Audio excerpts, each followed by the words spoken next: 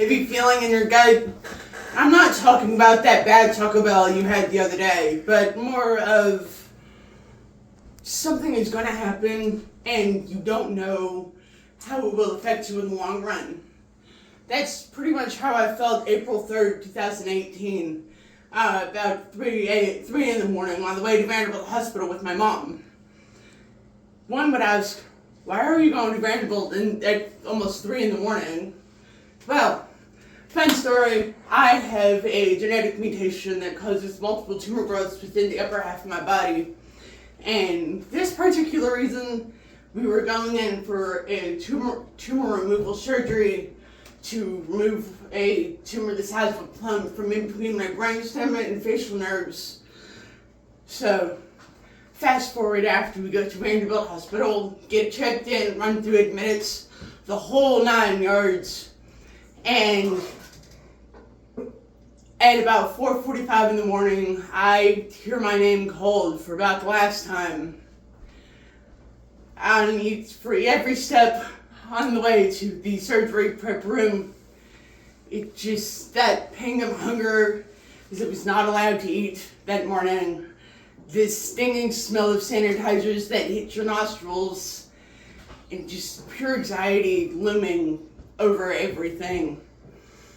We get to the surgery prep, get dressed down, I meet all of the surgeons and doctors that will be in the room with me. They're just giving me the rundown of surgery, what will happen, what could happen, and what must happen in order for the surgery to be a success. So they gave me 2 options. Either I could lose my hearing permanently, but I would get a nifty little scar behind my ear and on my stomach, or I could just leave the tumor alone, which could cause unimaginable damage.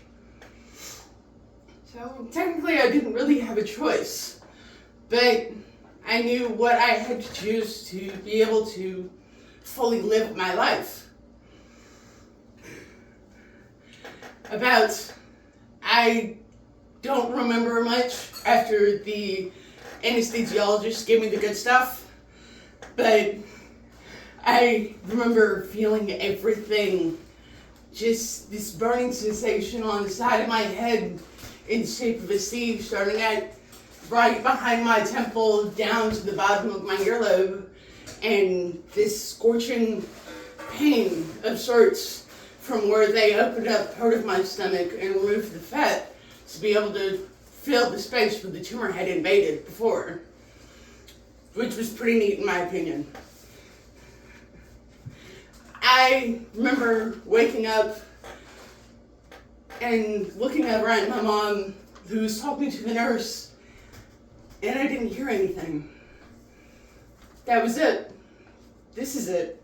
I said to myself, after a good crying session with my mom and I all of a sudden that feeling of hunger came back.